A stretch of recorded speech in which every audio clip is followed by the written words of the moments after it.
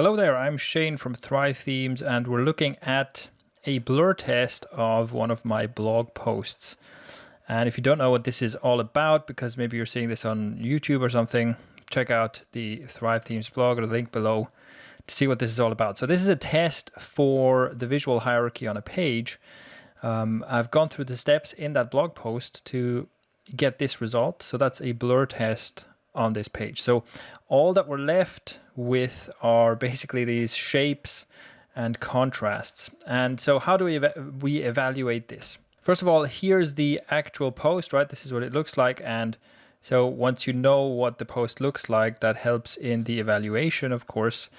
So first of all, let's see what stands out here, right? Just from these shapes, like where are the darkest shapes? Where are the bits that stand out that have higher contrast?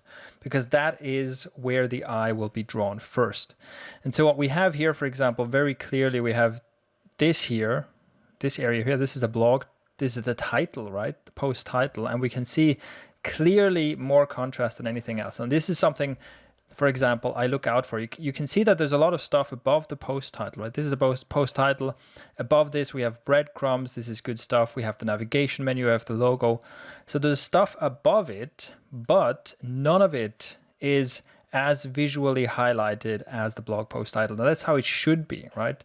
If your website's logo is more noticeable than the blog post title, or if there's like a title above here that says blog, and that's bigger than the blog post title, that is a problem of visual hierarchy, right? So that's a good thing right here. And then we also have an image. This is probably, above the fold, the highest contrast, most attractive thing here. And that's also a good thing because the job of this image is to draw the eye here. All right, other big areas that are sticking out here is this thing on the side. That's the opt-in form. So yeah, that's a good thing if that draws attention. This thing down here, this is the video. That's where the main content of this post is. So yeah, we also want that to stick out and grab attention.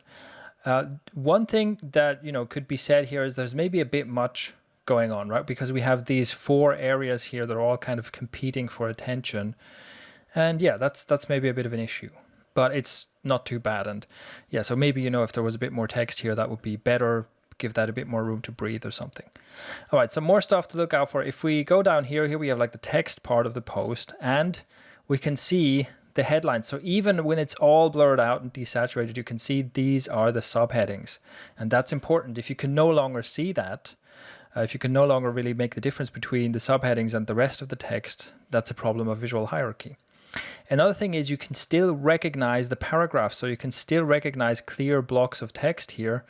And again, if that all blurs together into just one gray block here, that is an indication that your text is too cramped. There's not enough space in between. There's not enough white space. Another thing, as you can see here, we have another area of high contrast, and this is my floating sidebar, and these are my ads. So if we go here into the post, we scroll down, right? This scrolls down with us basically, and here's where I advertise some stuff, right?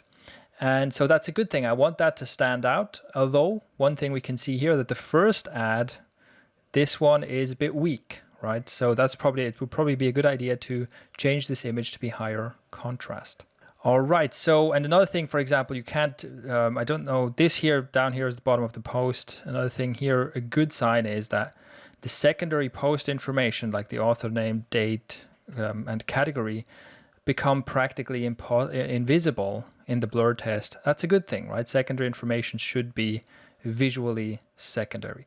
So, okay, what you can see here, of course, is that there aren't many negative examples on this page because, I've done these tests before and I've built and all our themes, our Thrive themes and so on are built to pass the blur test basically. But hopefully this gives you an idea of, what kind of things to look for. And if it looks something like this, that's probably a good sign. And look for these clear, high contrast areas. Ask yourself, does it make sense that these draw attention? Look for the text running together. Look for the separation between subheadings and default text and so on. So that is the blur test and visual hierarchy. Check out thrivethemes.com for more awesomeness if you want to build amazing websites.